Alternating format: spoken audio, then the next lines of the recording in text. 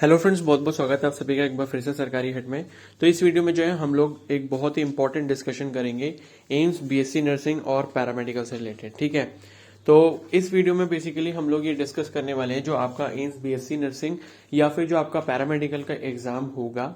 ठीक है, तो उसमें आपका एग्जाम पैटर्न जो है वो किस तरीके का रहने वाला है। मैं ऑलरेडी इस पर वीडियो बना चुका हूँ, लेकिन फिर भी जो है कैंडिडेट्स मेरे से रिक्वेस्ट कर रहे थे कि इसके बारे में इन्फॉर्मेशन दे दीजिए, क्योंकि हो सकता है कि उन्होंने वो वीडियो ना देखी हो या फिर उनको वो वीडियो ना मिल रही हो। ठीक है, तो इसलिए मैं जो है आपको दोबारा से जो है एक बार एग्जाम पैटर्न और जो आपका क्वेश्चन पेपर आता है वो किस लैंग्वेज में आता है वो मैं आपको इस वीडियो में बताने वाला हूँ। ठीक है, तो आप सभी से रिक्वेस्ट है कि वीडियो को प्लीज एंड तक देखना ताकि आपको सारी इन्फॉर्मेशन अच्छे से समझ आ पाए। ठीक है, बाकी एप्लीकेशन फॉर्म वगैरह किस तरीके से फिल करना है तो उसके लिए वीडियो मैंने ऑलरेडी अपलोड कर दी है। वो एम्स बीएससी नर्सिंग 2022 की प्लेलिस्ट है, वहां पर भी आप जाकर उसमें चेक कर सकते हो। बाकी वीडियोस वाला जो सेक्शन है मेरे चैनल पर वहां पर भी आप देख सकते हो, तो आपको सारी वीडियोस वहां पर मिल जाएंगी। साथ ही इमेजेस को करेक्ट फॉर्मेट में कैसे अपलोड करना है वो भी मैंने आपको वहां पे बता रखा है। ठीक है, आपको उसके लिए कोई भी स्कैनर वगैरह की जरूरत नहीं है, आप मोबाइल से ही कर सकते हो अपनी इमेजेस अपलोड। ठीक है, तो आप उसी प्रॉपर फॉर्मेट में करोगे तो ज्यादा बेटर रहेगा, वरना आपका जो एप्लीकेशन फॉर्म है वो रिजेक्ट हो सकता है।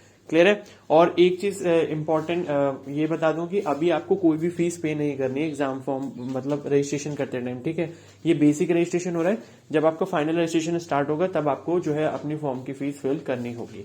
क्लियर है, तो फीस वगैरह के बारे में मैं आपको अपकमिंग वीडियोस में बता दूंगा। तो आपसे भी रिक्वेस्ट है कि चैनल को जरूर सब्सक्राइब कर लेना और बेल आइकन को प्रेस कर लेना।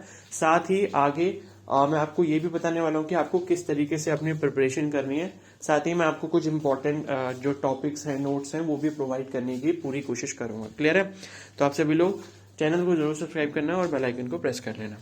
तो ये 2021 का है प्रोस्पेक्टस है। ठीक है, तो इसके अकॉर्डिंग मैं आपको बता रहा हूँ, क्योंकि मतलब बहुत टाइम हो चुका है और यही पैटर्न जो है वो फॉलो होता हुआ आ रहा है बीएससी नर्सिंग और पैरामेडिकल के केस में। तो पैटर्न अभी तक तो चेंज हुआ नहीं और उम्मीद है कि इस साल भी पैटर्न जो है वो एज इट इज ही रहेगा प्रीवियस ईयर की तरह। क्लियर है, तो मैं आपको यहाँ पर बता देता हूँ ऑफिशियल प्रोस्पेक्टस के अकॉर्डिंग। तो आप यहाँ पर देख सकते हो, ये जो बीएससी नर्सिंग का एग्जाम है आप यहाँ लिखा हुआ है scheme of entrance examination for each course is as under. ठीक है, तो यहाँ पर आपका जो एग्जाम है 1 paper of 2 hours duration and consisting of 4 parts containing objective time MCQ questions. ठीक है, तो पेपर जो है वो आपका ऑनलाइन मोड में कराया जाएगा, क्योंकि अभी लास्ट ईयर में ऑनलाइन मोड में ही कराया गया था। और एक चीज मैं बता दूं, ऑनलाइन पेपर कंडक्ट करवाने की वजह से ही जो है इसके जो क्वेश्चंस हैं प्रीवियस ईयर के क्वेश्चंस वो कहीं पर भी आपको नहीं मिलेंगे। ठीक है, तो ये चीज आप मतलब अच्छे से समझ लीजिए। अगर कोई मतलब इस चीज के लिए बोलता भी है कि आप ये क्वेश्चंस की बुक ले लीजिए, ठीक है, या प्रैक्टिस कर लीजिए यहाँ से, तो मैं आपको बता दूं कि प्रीवियस ईयर के क्वेश्चंस आपको कहीं नहीं मिलेंगे। क्लियर है, तो आपको जो भी प्रैक्टिस वगैरह करनी है वो आप अपने अकॉर्डिंग सोच कर कीजिए। बाकी यहाँ पर जो है इसका पेपर पैटर्न लिखा हुआ है कि जो बीएससी नर्सिंग है उस कोर्स के लिए फिजिक्स, केमिस्ट्री, बायोलॉजी और आपका जनरल नॉलेज वाला पोर्शन आता है। ठीक है, तो फिजिक्स के, केमिस्ट्री के और बायोलॉजी के 30 क्वेश्चन यहाँ पर पूछे जाते हैं आपसे। ओके, और पेपर का लेवल अच्छा होता है। ठीक है, ऐसा मत समझना कि आप इजी होता है। हाँ मतलब इक्विवेलेंट टू नीट आप ले सकते हो, या नीट से थोड़ा एक स्टेप आगे ही अगर आप रखोगे तो ज्यादा बेटर रहेगा। ठीक है, एक लेवल जो है अगर आप ऊपर रखते हो उससे तो ज्यादा बेटर रहेगा। और बाकी जनरल नॉलेज जो है वो आपके 10 क्वेश्चंस आते हैं और हर एक क्वेश्चन जो है वो 1 मार्क्स का है, यानी कि यहाँ पर 100 क्वेश्चंस दिए गए हैं, तो आपका जो एग्जाम है वो आपका 100 मार्क्स का यहाँ पर होने वाला है।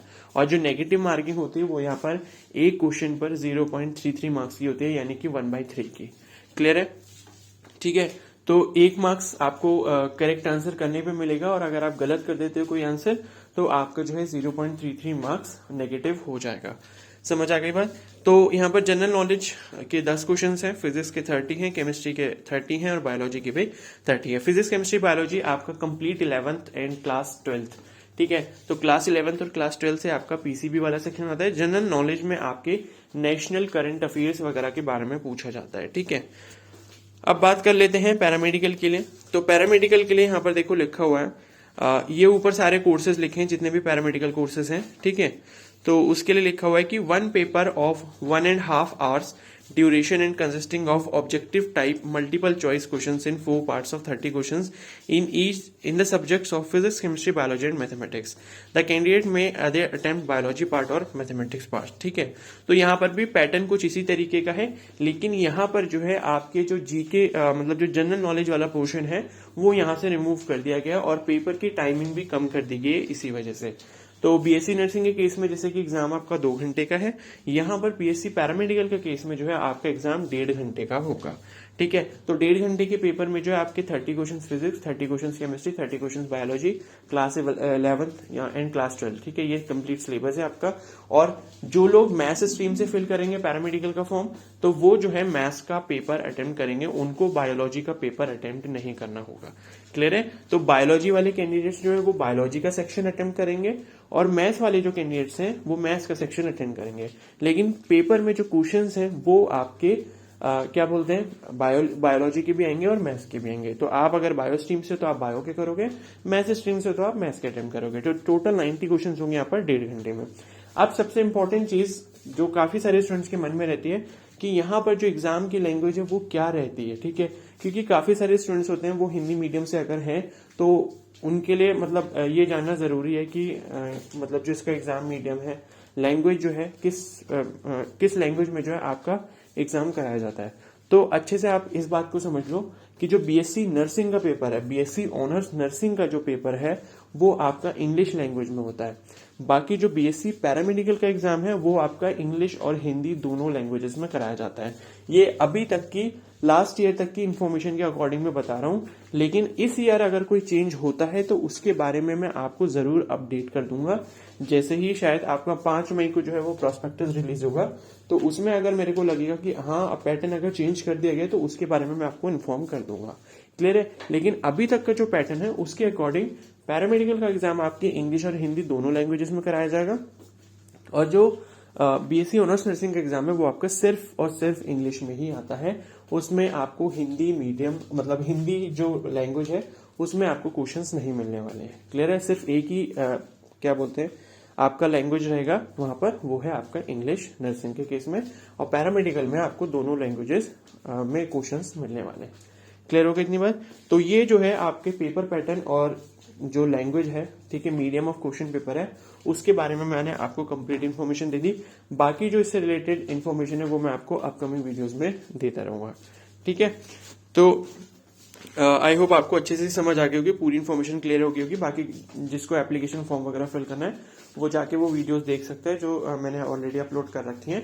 ठीक है, और जल्दबाजी बिल्कुल भी मत करना, क्योंकि देखो अगर जल्दबाजी करोगे कोई गलती हो जाती है तो आपका फॉर्म रिजेक्ट हो जाएगा और फिर आप कुछ भी नहीं कर पाओगे। ठीक है, फिर आपका अगर फॉर्म रिजेक्ट हो गया तो उसके बाद फिर जो है आपका एप्लीकेशन फॉर्म कैंसिल होने के बाद आप एंट्रेंस एग्जाम नहीं दे पाओगे। इसलिए फॉर्म को प्लीज सभी लोग ध्यान से फिल करना। ठीक है, ओके, तो बाकी इससे रिलेटेड इन्फॉर्मेशन मैं आपको और प्रोवाइड करता रहूंगा। चैनल को जरूर सब्सक्राइब कर लेना और बेल आइकन को प्रेस कर लेना। ये वीडियो अगर हेल्पफुल लगी तो प्लीज को जरूर लाइक कर देना, और कोई डाउट हो तो मुझे कमेंट सेक्शन में बता सकते हो, या फिर आप जो है मुझे इंस्टाग्राम पे भी पर्सनली मैसेज कर सकते हो। उसका भी जो लिंक है मैंने कमेंट सेक्शन में पिन कर रखा है। Okay, so thank you and have a nice day.